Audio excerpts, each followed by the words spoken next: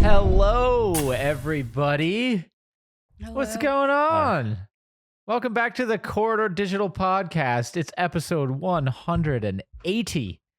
Man, coming up on that 200 number. And today we've got some very special guests. We've got Jonah Kaplan. Back at it. Good to see you all. Griffin Thorne. What's up, everybody? Otherwise known as Knife. Only known And as of course, Jordan Coleman, everybody. Hi, guys. Hello. So we're kicking it off. We've been talking about, different topics that have come up. And one thing people have asked us about and that we wanted to chat about today is this whole writers / SAG-AFTRA strike that's going on. Now, as many of you know, we are not union members at Corridor in terms of the company itself, because we don't participate in the traditional TV and film world, which is the main reason. But we won't be talking about this from like our area of expertise. We'll be talking about it from our experience and what we see, and particularly with Jordan being a member of SAG-AFTRA, kind of what her experience has been. What she's heard from the guilds, what the main, sort of points of contention have been over, and that sort of thing. But an interesting thing, as these sort of worlds have begun to collide, the digital and the traditional, we've always been on the digital side, as we've grown up, but as they collide, they start to blend together. And I think that's kind of where this strike starts to originate. In Jordan, we were just talking about this a little bit ago, but it seems like the main points of contention are coming, first and foremost from this area of being, hey, everything's moving to streaming. And what in our agreement, and starting with the writers, what in our agreement with the studios has changed, given that the model for monetization of these properties that we're writing is no longer really being primarily distributed in this place. Would you say that that's kind of the gist of the first argument, Jordan, or do I have it? Yeah, it's interesting. Like this whole strike, it started with the Writers Guild, obviously, and they're basically like, man, our workload hasn't decreased at all, but it's actually increased. And you have these streaming platforms just like ripping off all of these writers, putting all this time. And it's like, crazy hours. And then they don't want to pay any more for streaming. And writers are, and with dealing with, like we were talking about before, like you have inflation happening, and they're basically trying to pay writers and actors the same amount that they were paying them 4 years ago.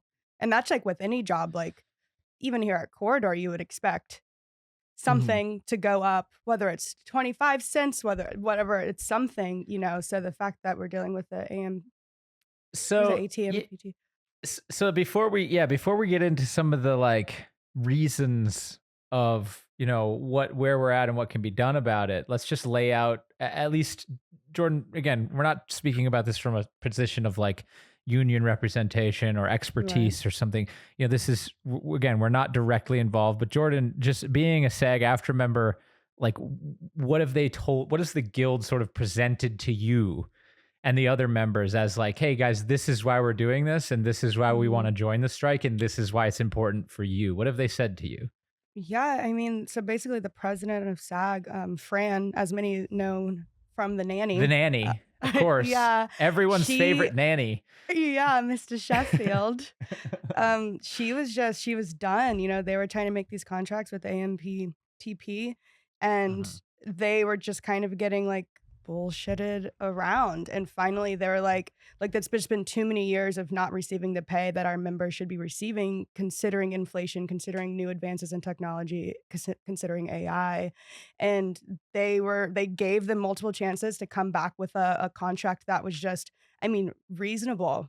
We're asking for reasonable things, and they didn't. So they're like, sorry to do this. It's been over 40 years since, both unions have been under strike like this. Right. But So So when you say that, what are some of the, did they get into that with you as like an individual member? Like, hey, this is particularly what we want to do. This is like what we want to set day rates at. Did they get into that minutia, or is it all kind of top Yeah. level? Yeah, no, that's the cool thing about SAG is they're very upfront. You have like low budget media, you have regular SAG media. If I go to do a short film, all of that have different day rates and meal pensions and grace, Right. stuff and all of that, and what a background actor daily rate would be getting paid. And so all of that is completely laid out. They've been very upfront. They showed the documents. They showed what they presented, the AMPTP. Mhm. They showed what like the AMPT counteroffers were, and Mhm. it's So absolutely for insane. those So who the don't know, numbers. that's the American movie producers and movie and television producers of America. Yeah. The And one of producers. the biggest things that everyone was super upset about was the fact that they tried to tell SAG that for background people, if we will scan them once, they will work one day, and then forever we can use their likeness and their body using AI.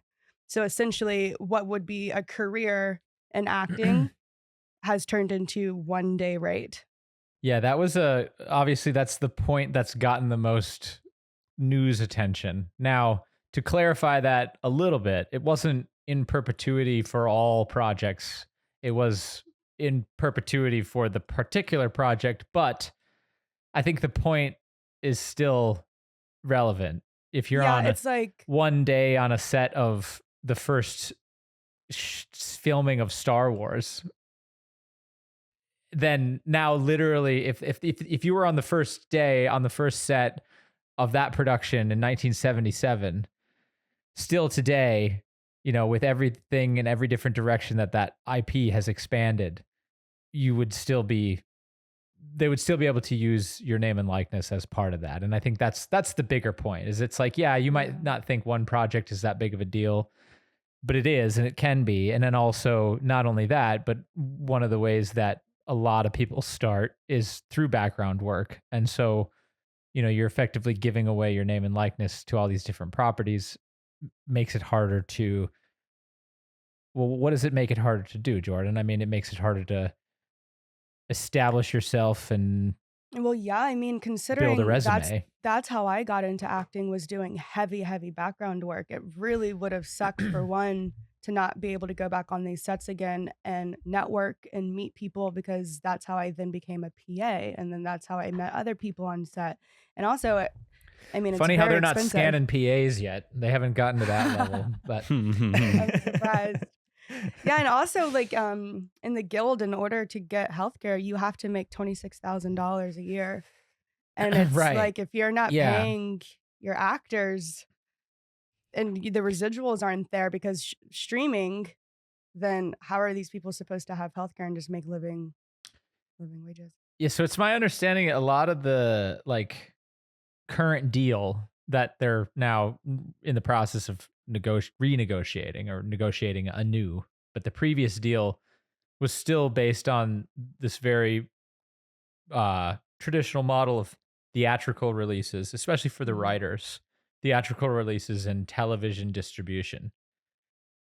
But as we saw with COVID, things moved. Yep. Things you had sort of a jump in progression towards digital and streaming on demand. So there is an interesting question that comes up with that.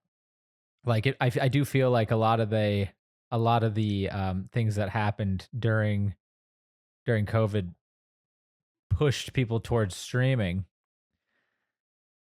Now the question is, i- well, I mean, do you think it's settled enough as like a medium, a streaming as a medium, to really be able to like say, hey, okay, let's now make union deals based upon where this industry has settled, because things moved really fast over the last 5 years.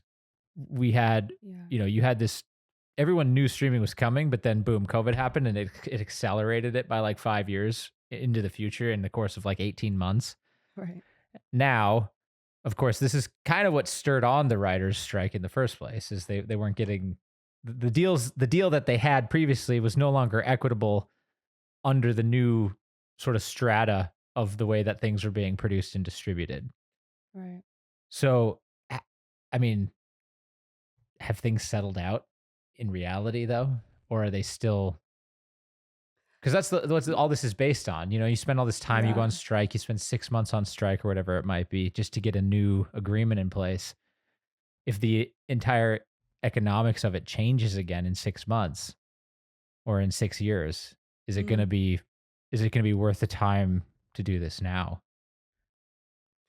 I mean, considering I feel like I don't know how to speak on like the writer's behalf, Yeah. but it seems like they're pretty fed up. Seems like what they have been dealing with. It's just like it's not enough money to like compared Right. to the demand for what they're doing and for the people. And obviously, like the shows are just not the shows without the writers. And I'm honestly like, I'm not upset about the strike. Like, I know for a fact I'm in a great union, and at the end, we're gonna have good deals. Like, I truly believe that everyone's gonna come out a little happier. And I think the ultimate reason for the strike is just greed because the money is there. It So is. greed on whose part? AM, ATM, PT. I can The never say the producers, letters all the way. Yeah. Yeah. You think that's what this comes down to? I mean, it always comes down to like, do we want to give them more money or not? That's basically what it all. Well, ends it's up an boiling interesting down. question. It is. It's a legitimately interesting question because, like, there are economics to it. Yeah. Yeah. You know, Yeah. and I think the movie, we saw this coming for a while, but the movie industry is undergoing, and the television industry for that matter, is undergoing what the music industry went through about 15 years ago, 10, 15 years ago. I mean, we saw this rapid decline of the previous economic structure upon which music was distributed, which was You're right. you make an album, you sell the album, and you go on tour. That was the model. Yeah. Now that model still has a place, but it's now, you know, much more like, okay, well, you're streaming on digital platforms. You know, there's been all this disruption over like how much Spotify pays and whether that's fair and all Right. that conversation. And then, and I feel You know, like it's there's a similar thing. If it's not exactly the same, it's definitely mirrored, I think, yeah. with You know, that. it's interesting. Like, I feel like actors, we're used to not getting paid. Like, man, trying to get a role is like it's insane. But the writers, like, it's crazy to see people who are making, you know, a lot of money considering compared to like some other people, and then all of a sudden they're like, hey, this isn't right. They're Mhm. cutting like their revenue source just off because Mhm. they feel so cheated Mhm. and how much they know that they should be making versus how much that they are.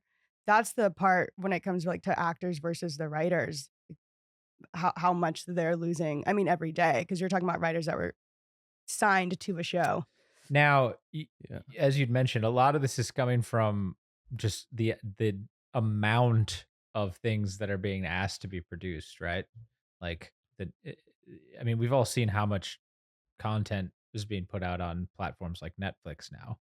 Yeah, yeah. It's, And I mean, I all of think it's it's like original. You can't even, yeah.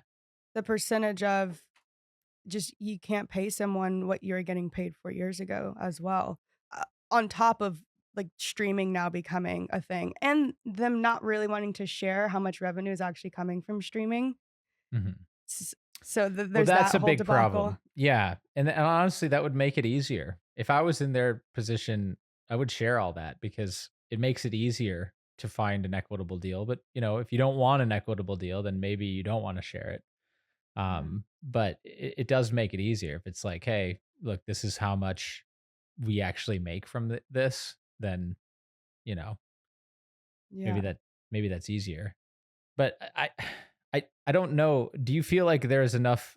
I mean, and Jonah Griffin, you know, I'd love to hear your thoughts on this too. But do you guys feel like there's enough consideration being taken for like what the current and existing economics of like film and movies and TV shows are, because the old models, they're just not the same. I mean, you have your outliers, of course. You have your blockbusters.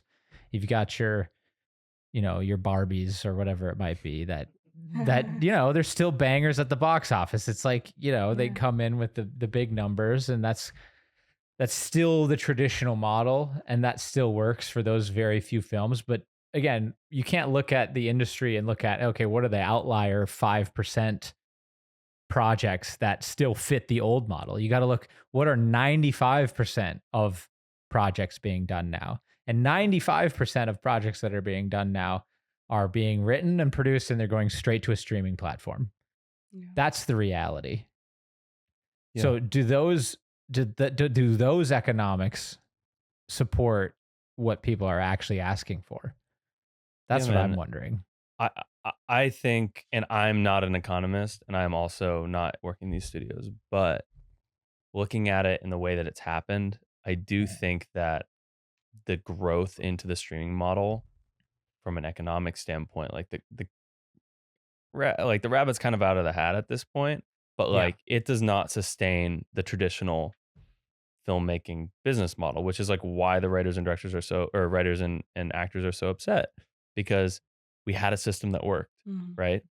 Yeah. It wasn't great. There were flaws in it, but it's like residuals work because of television, all this stuff kind of had a system, and it's, it was all these giants reacting to Netflix, who by the way was a tech startup, right? Like that Netflix was looked at by Wall Street as a tech startup, and so they could operate on loss for a really long time. That's how it was pitched for a really long time. If you look at the numbers, they weren't ever profitable. They were operating on loss.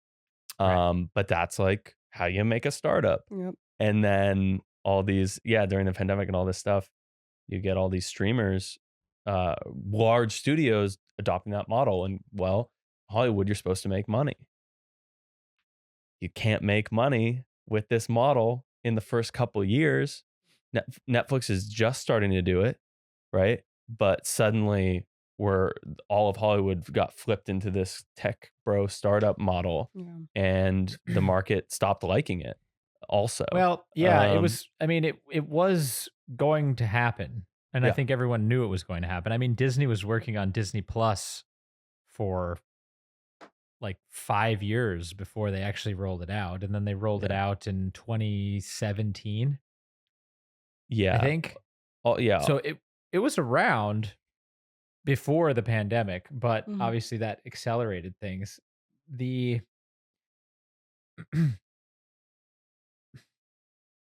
thing that is always interesting, and the thing that's the most difficult to figure out anytime you have one of these strikes, is I feel like most of the time it's based on a change of economics. And people are used to getting paid a certain amount. They're used to things working in a certain way. And then the economics change. And I would be honestly curious whether or not the producers could give a better deal based on the new economics, because everybody knows streaming is not as profitable as asking people to pay you $18.50 at the door of a movie theater. Right. Now, movie theaters or come the with their own, residuals you get from syndicated television. Yeah. or that. Yeah. I do think that what you're getting at is super valid. Like everyone keeps saying that, like, oh, there's deep pockets, like Bob Iger gets paid X, Y, and Z. It's like, dude, we're talking about an industry, right? And they're already hemorrhaging money. Yeah, Bob Iger could probably take a pay cut. Great. But like, we're talking about like not just like 1 year or one show. We're talking about hundreds of thousands of shows and years and years and years. It's like, how are we going to make a system that works? And I think all the studios are already scared because it's not working. So why would they negotiate? So people understand more context of what's really like the historical moment that we're currently in. I mean, this is similar to like, in terms of the entertainment industry, this is like when World War I happened. This is like, this is the end of feudalism. Like feudalism existed for 1500 years, and then World War I happened, and then World War II had to happen to like fully clean things out. But you look at the entertainment industry, films and theatrical movie distribution has been around for 120, 130 years in some places. And the model has not changed that much when you look at it as at its core. It's like the combustion engine. It's like you were still the core model, at least TV is a little bit different, but the core model of film was you make the thing, you put it behind a paywall, people pay you money to get into the room to see it, and then you move on to the next town. Now, it got a lot more complex and it grew and it expanded, but the core model has been exactly the same. Now, the core model is, okay, it's the same idea. You put it behind a paywall, people have to pay to see it, but the scale, the scale is way different than it ever was before. Yeah, it's like sneaking into an AMC with one ticket and watching everything in the theater. Yeah, exactly. Yeah, for a month. For a month. Yeah. Just hiding in the fucking and like I mean think about that. People, like, you look at the core economics of it. It was no question to pay $15, $17, even $20 to get into a movie theater. Do you even pay that for like your favorite streaming platform? What's your favorite streaming platform? Netflix, do you pay $20 a month to get that streaming platform? It's at 18, and when they find out that my parents are also on it, I think they're going to charge me an extra. They're gonna double it or whatever. They're gonna charge you an extra $5 at least. But Netflix is definitely the highest, but they have like the most. They have a lot of deals out there when you talk about like Adam Sandler. So that's my like, that's the main point that I want to try to like contextualize here. I don't know the minutia of exactly what they're fighting about, but if you just look at the numbers, people used to pay, let's call it $17 to go to a film. Now you're lucky if you can get somebody to pay that for 1 month to have access to your entire platform, everything on it. How can the economics match up under those circumstances? How can you say, you know what, writers, you're right. We'll pay you what you need. We'll pay you what you pay you more. It's like, show us the numbers. Exactly. Well, that's what they should do. We can all be on the same page and help each other. Exactly. Or maybe we produce less content. This is where you start to get into the question of like, well, if they are withholding that type of information, then why? What exactly do they not want people to see? And that's I think that's a great point, Jordan. Like, why wouldn't they just say that? If they couldn't afford it, why wouldn't they just say it? Yeah. There's all these like little other things like dealing with like SAG stuff that they want to be better. Like I don't know. I know you guys don't really see my day-to-day life, but sometimes like I'll get an audition and then it'll be like a 6-page audition and they want it due in like a day and a half. Yeah. Or that. And it's like, oh, well, because inflation and rent is so high. Like I have a job. I have multiple jobs.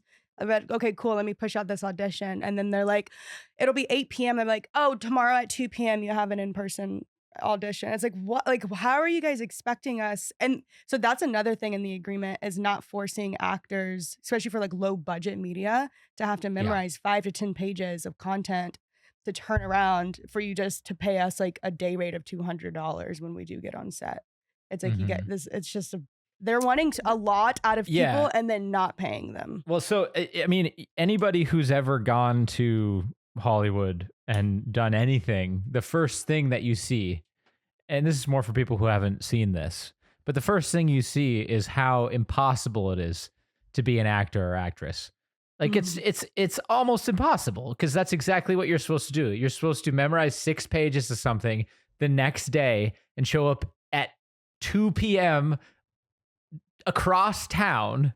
It takes you an hour and a half to get there and an hour 45 to get back because you hit rush hour which kind of only slows down momentarily between noon and 2 and then picks up again. So 4 hours of your day to go to an audition to try to get a part that's going to pay you, a couple $100 if you're lucky. So it's like you have everyone that's a bartender or server maybe, but everything's so sporadic. Find a job that's not going to be like just fire you because of the last minute, all of these last minute things that they're just requesting. Right. Just to not book you, by the way.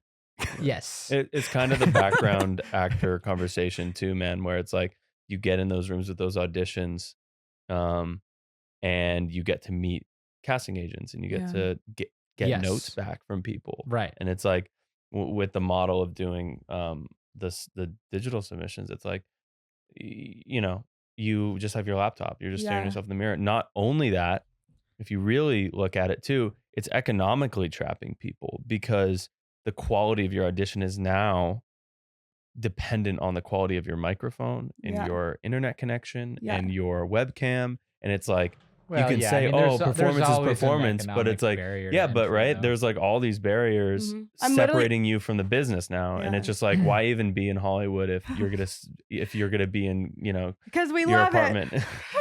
I'm literally in a class to be able to audition, like learn how to audition and captivate a casting director, producer on camera. Like there's this whole technique, and because you're no longer going into a room anymore. You're no longer meeting people. And I used to book a lot. Like I was in commercials before I started working here at Corridor, and I would book constantly because they feel your presence, and it's just a whole different type of thing. But now it's like you have these casting directors sending out auditions to like 300 people, and they're literally just clicking through people. They're not even watching what you just spent 3 days like working on. So can any of this be avoided? Truly, because what drives this? Ultimately, what drives this is the consumer. Like, of course, if you give the consumer an option to pay $17.50 to get access to the entire Netflix library for a month, or to pay $17.50 to see one thing one time that's on Netflix, of course, they're going to pick the thing that has more value. This is how we got Amazon. This is how we got here. So if that is driving down the value of what the industry can take in terms of a gross level of money, what do you do? What do you do? What do you do, Griffin? What do we do, Griffin? I mean, I'm no expert. I'm not a union actor. You're not a union actor. You're a union sarcastic. I'm a union knife guy.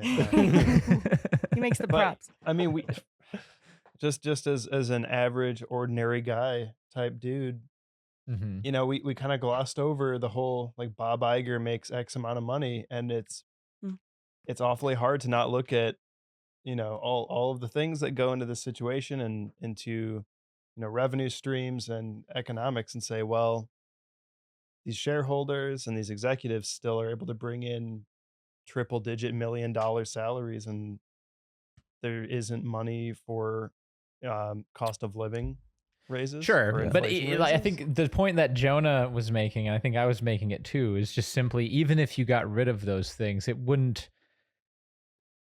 Which you get rid of it, fine. Like I'm not the kind of guy who's going to sit here and defend a CEO who gets paid 300 times their lowest paid employee. Like I'm not. I think there's a reasonable level at which, the head of an organization should be paid with respect to their lowest paid person. That makes sense, but I'm not going to defend that. I'm just saying, like, doing that doesn't change the economics of the industry. Yeah. It may like alleviate some of the pressure points and say, hey, you guys are getting paid too much.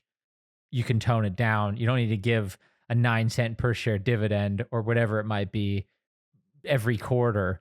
You don't need to do all that.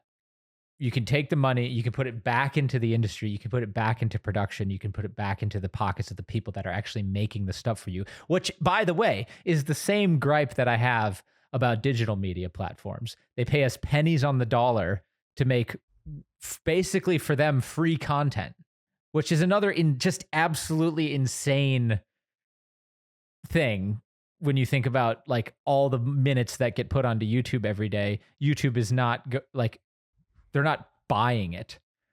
Yeah. They're saying, hey, we'll pay you if you make it. Yeah, we'll pay you. Yeah, well, they're counting it over here. You know, what do they need? Yeah, here you go. Yeah, but anyways, that's another. We'll get into that on another day. But anyway, I don't think it changes the economics, and that's, I think, the real son of a bitch of it is like, I don't think we're in a place economically where where the industry is the same as it was prior to this sort of digital era. And that's, I think, what this whole conversation is about, trying to figure that out. I had this really dark thought the other day when I was talking to a buddy of mine about this, where like, which streaming services are doing all right? And I don't obviously we don't have the figures, but it's like, you look at like a company like Apple that has released some really good original content. And it's like, if you look at the way that they're doing it, or like Amazon, that is only part of what they're doing, right? You have Amazon, which is like Amazon, and it does music and web hosting, and it does deliveries. And then you have Apple, does user devices. Wait, I thought Amazon sold online books and books for that matter. And that's how they started, by the way. A lot of people don't know out of that. someone's out of someone's garage. But like, I think the darkest future, man, of this, and who knows, maybe we'll look back in this in 5 years and I'll be really sad because I was right. I almost think we might lose some of the majors, and they'll kind of collapse into like older style Hollywood into like one or two. And we're probably going to have like a lot more streamers that are not predominantly streamers. Like, it'll be like Walmart, and like they're Walmart, and then they have like Walmart streaming, and there's like all the biggest kind of like corporations, like Monopoly, are going to use the fact that they have a diversity of income. That's really a gross dystopia. You're right, though. But dude, it's like, it's what Apple's doing right now. It's what Amazon's doing right now, and they're doing okay. And it's like, that is the darkest future here, is that we lose a lot of what old Hollywood is, and we turn into a streaming model that only works because it is part of a larger company that does not need its profits to be fulfilled by only a cinematic audience. Right. Now, I don't want that to happen. They just get really narrow with their, I mean, you could easily extrapolate the current industry to this very quickly. I mean, there's certain houses like Blumhouse that only do a certain type of film because they know that's the thing that works for them. So then you'll get like Walmart streaming and, whatever it might be that do Pepsi streaming. Yeah. Yeah. It's like, are you, what kind of theme is that? Is that like a coming of age story? Oh, were you going to license that to Pepsi? Yeah. And then Blumhouse is going to get work. These small shops, like, I think all these smaller companies are actually still going to exist, and they're not going to be licensing to traditionals anymore. It's probably going to turn. I don't want this to be true. I feel like we might already be there, if not well on the way. Because I mean, if you even look at like how many studios, how many networks, how many what have you are owned by Viacom alone. Yeah. Or looking at the recent notorious HBO Discovery merger, and even if you look at other industries, and just as the whole of television is what, 5 companies. Yeah, and look at food production, global food production. There's like 6 conglomerates that make every product. I mean, so there are four companies in the United States. Not to go on too much of a tangent here about meat packing, but I'm just to back up your point. There are 4 companies. Tyson, Smithfield, one and two others, that do 80% of all meat packaging in this country. 80%, 4 companies. And that's why it's very, very difficult to make a living as a small farmer, because you can't take your product to a meat packing plant that will support your scale. Because what they've done is they've continued to make more regulation to sort of push out people who cannot do it at that scale. And so you have to take, like, in order, if you're going to process meat and sell it to somebody else, you have to like take it to a FDA approved facility. And the only ones that'll take you are like the few mom and pops that are still around. And all the other ones have gone just to, hey, we just take care of the big boys. They bring in their 100 head every week and we just boom, boom, boom. And it's big business for us and it works for them. But we literally cannot accommodate anybody else because of our model. And I think that's kind of, we're seeing that happening in a lot of different places, Griffin. Yeah. So Jonah, I think, you know, It's already here. let the dark thoughts win, dude. Let the Wow, dark thoughts win. that's very depressing. I just really wanted someone to tell me I was being crazy. I was like looking around the room like, yeah, tell me I'm wrong, guys. I don't know everyone's anymore. agreed. Right. Things keep changing so fast. I don't know. I would like to go back to cable television personally. That's the thing is I wouldn't actually. I don't know. Yeah, Like that's. the Would you like rabbit's to out, go man. back No, to a I- model where like you have to see a movie in a theater? I don't know. I do that. I buy the AMC pass and I go like 1 to 2 times a week. But that's But that's also, just dude, me. that's also trying to be competitive for streaming. That only Yeah. exists because they're afraid of No, I losing also say business. I want to go back to cable because I would benefit as an actress in the guild. That's why. Because I would- I love being able to just buy a movie on YouTube or on Amazon and just watch it.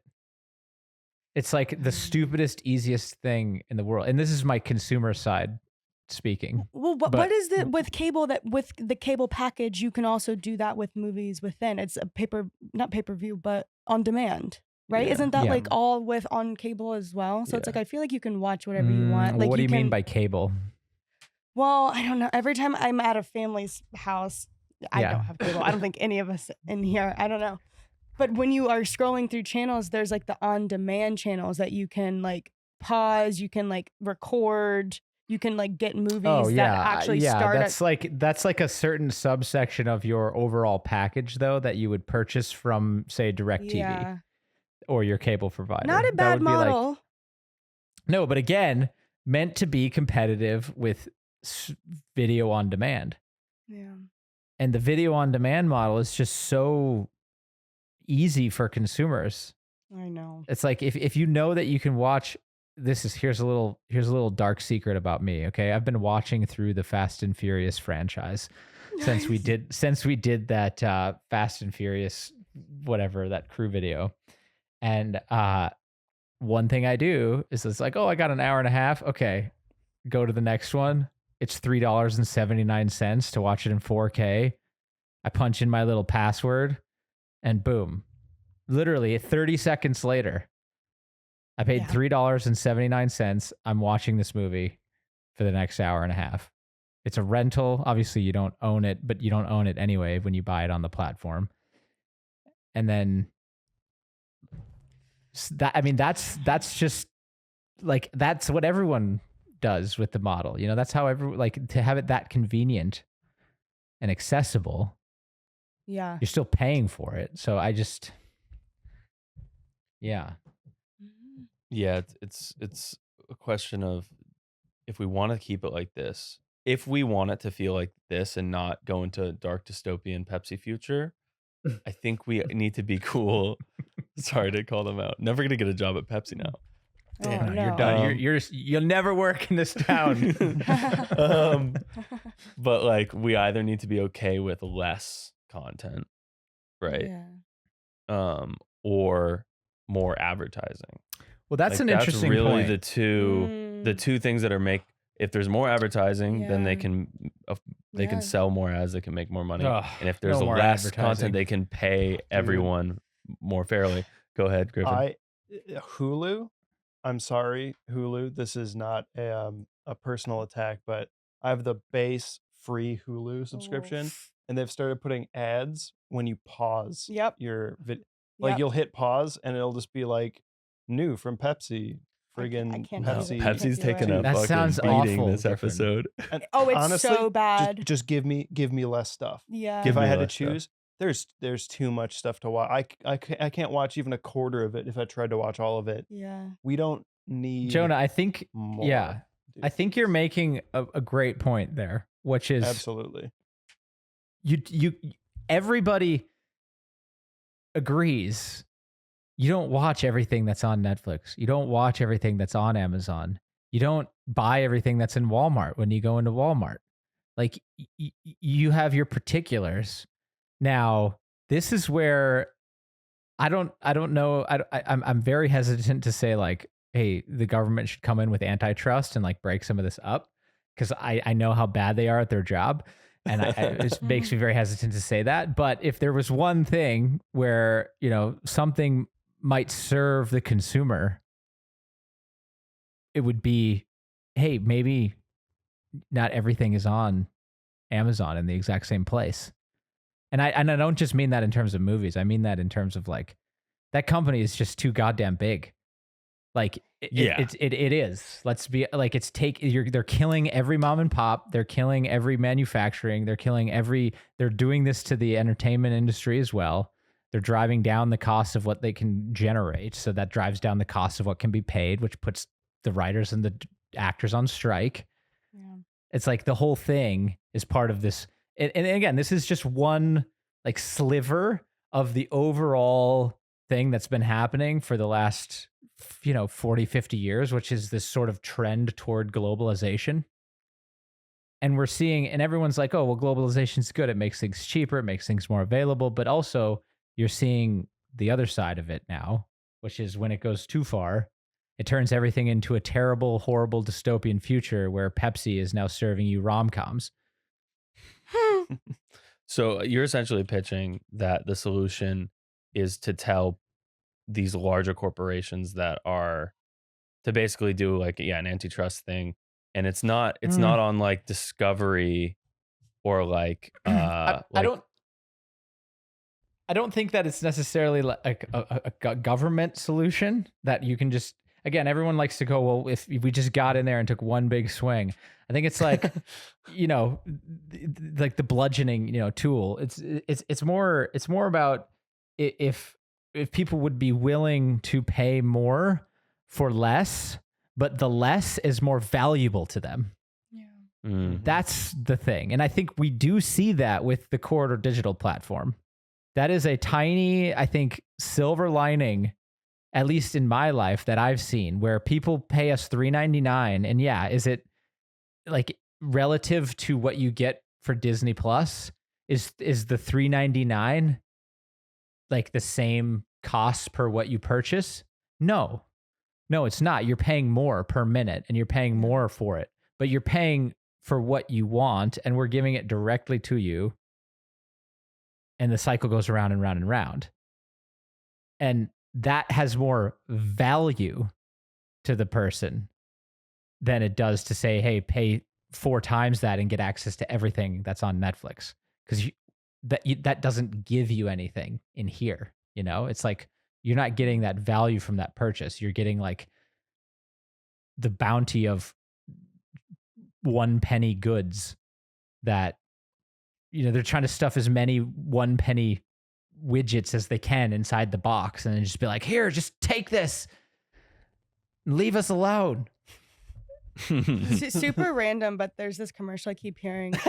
It's an app. I got a point. They want you to pay for the app, and that app will help you keep track of all of the apps that you have that you're paying subscriptions for. Oh, dude, I love that ad so much. And I'm like, oh you want me to do what? It's like an app. It's those Rocket ads. Money. Yeah, it's those ads that are like, do you spend too much time on your phone?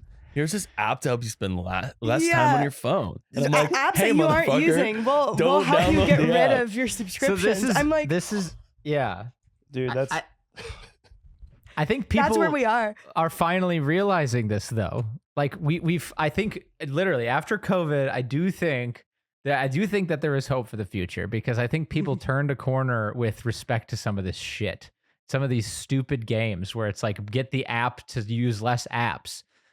It's like, but seriously, like before, but like 8 years ago, 10 years ago, that would have been, I don't know.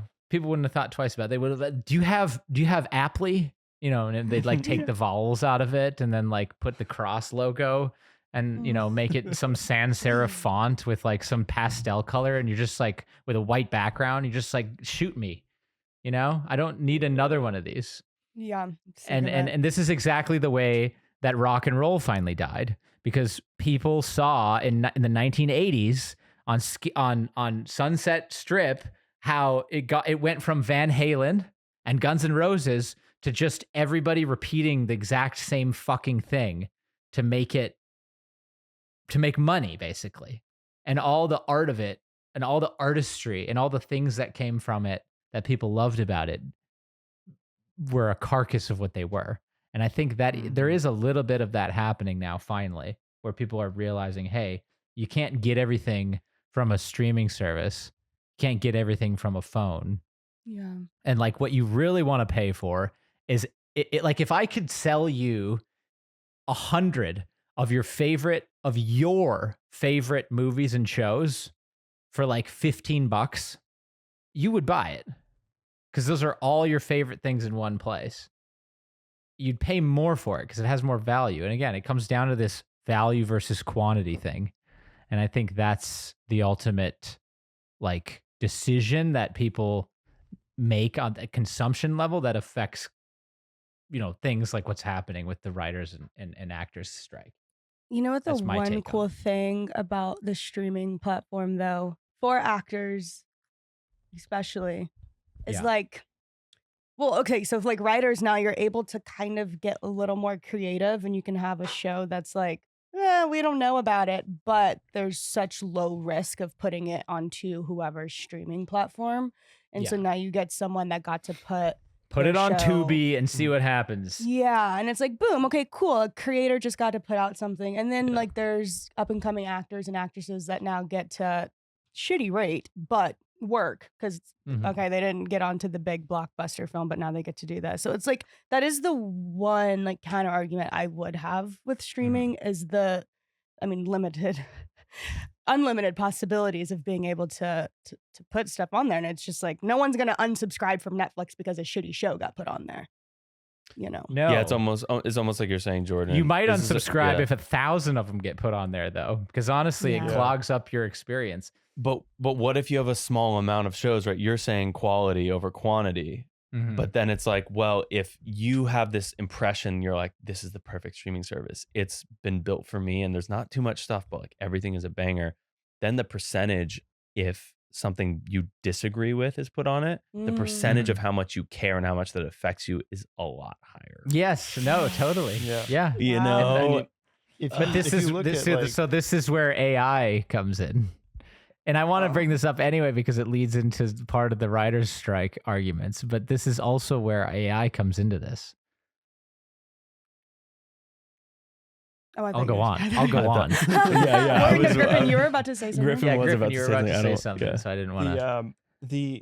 In regards to like the low risk things being put on streaming, I think a potentially strong argument for the like more curated, higher value approach to media is if you look at the BBC and what they had done with their cable programming for years was they would take similar risks on interesting new television shows by giving them like a 2 or 4 episode season.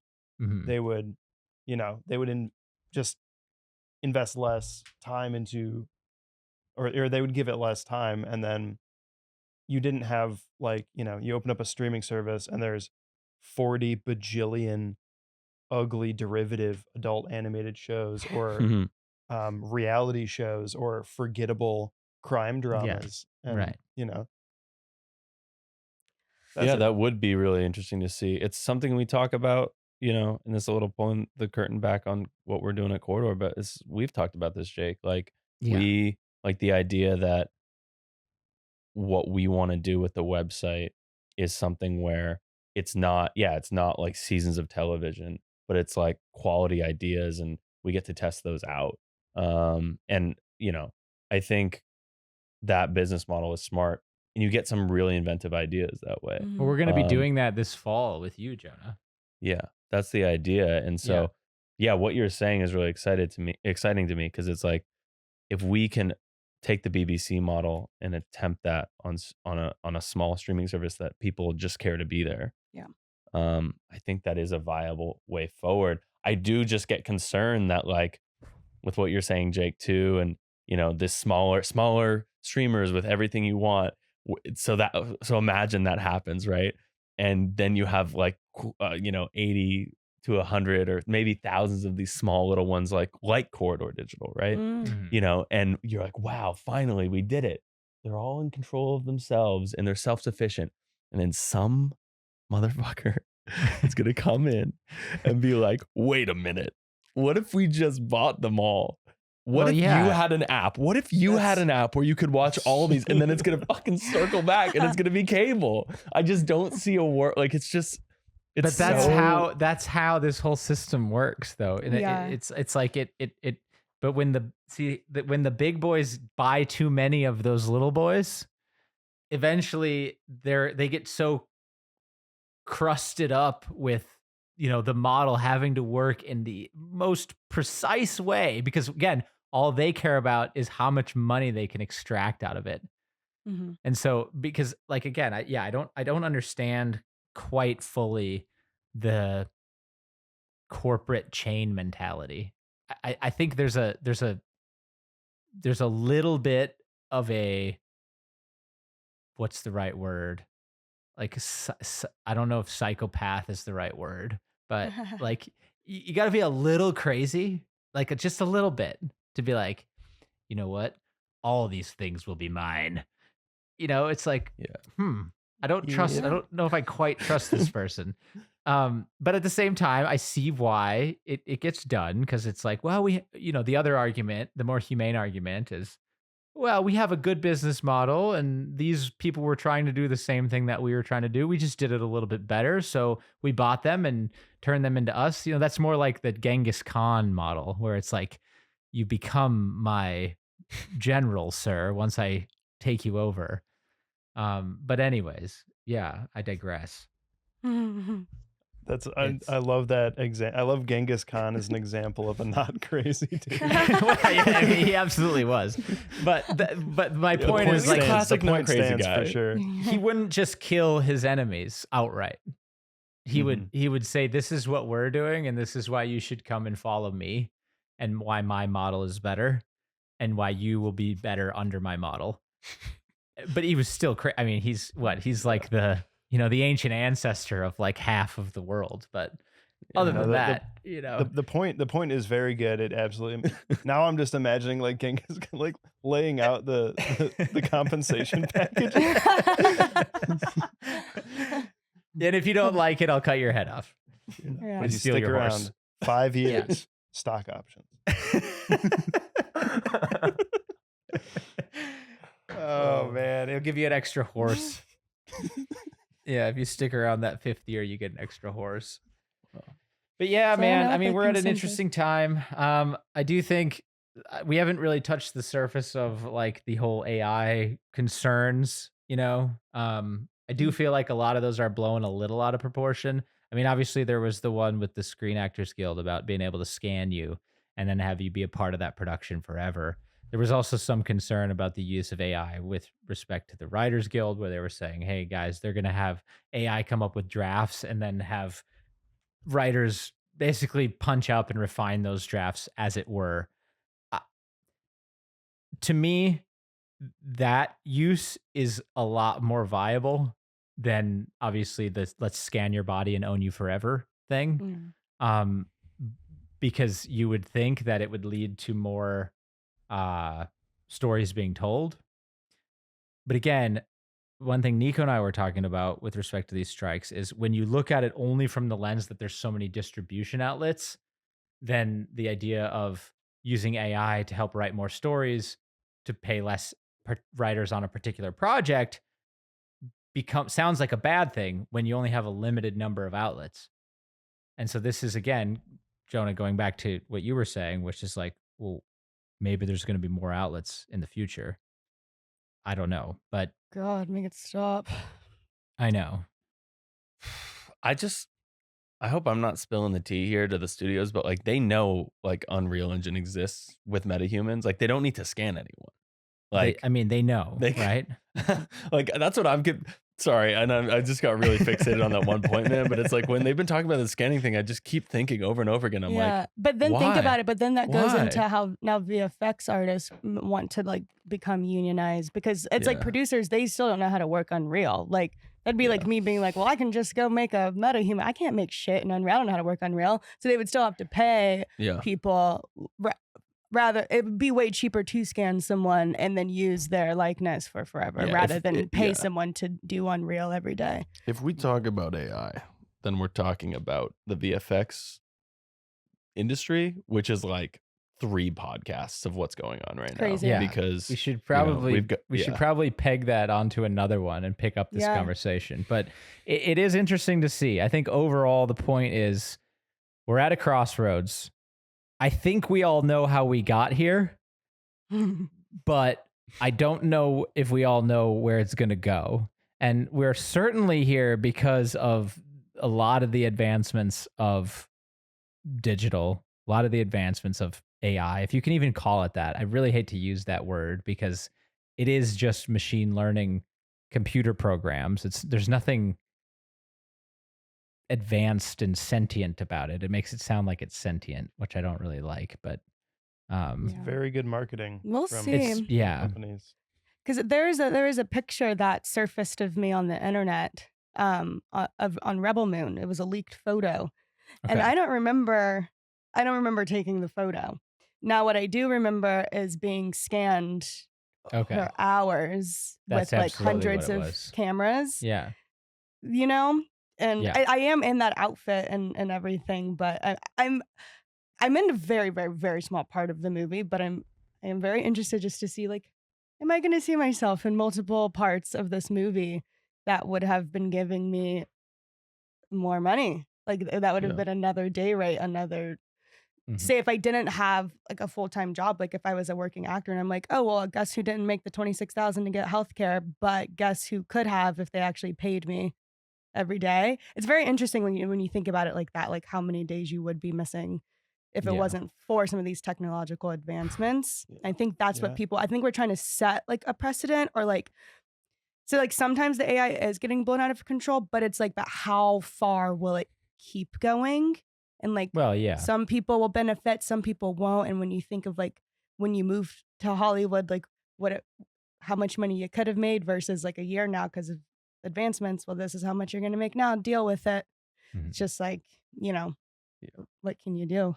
It's a bummer because these tools are being turned into the villain when it's really the people abusing them that I feel like are the villain. It's like, it sucks, man, because the guy or girl or whoever who took your model and made a photo with it, like, I don't think they're a bad person. Like they've been hired by someone and they're trying to make a living. And so they're saying, well, I can do this and it'll get me money because I am a working artist working for a large studio. And it's like, the last thing I want people to do in this moment when we're talking about AI is to like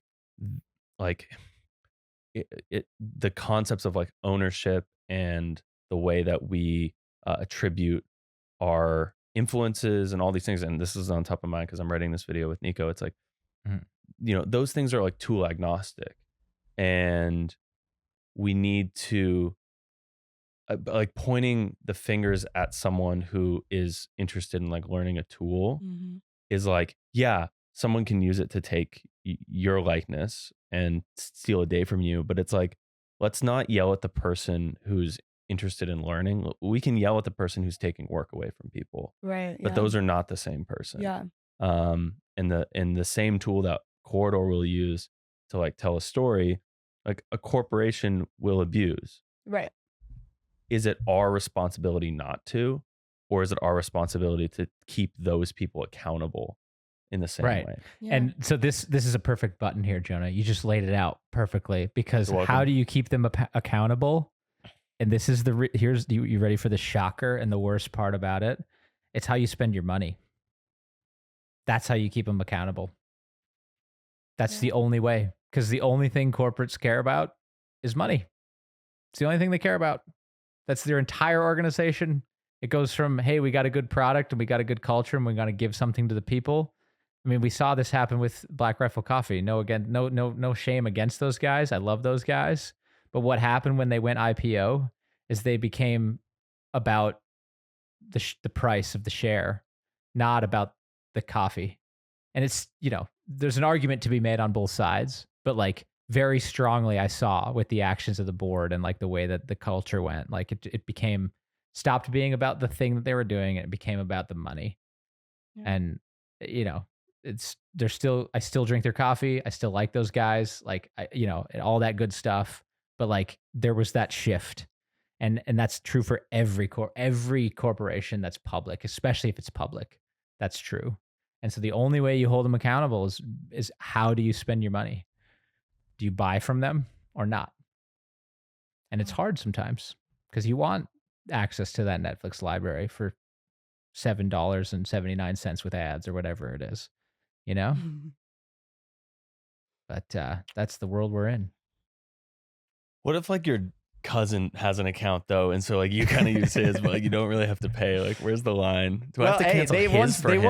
They once tweeted before their whole share price debacle, which basically like what like cut the market value of their company by into 1/3 of what it was. When remember they had a share price of like $720 and then it dropped to 200. Well, they had once tweeted before that whole debacle that sharing your password was love. So, that's what they wanted. So there you go. Yeah.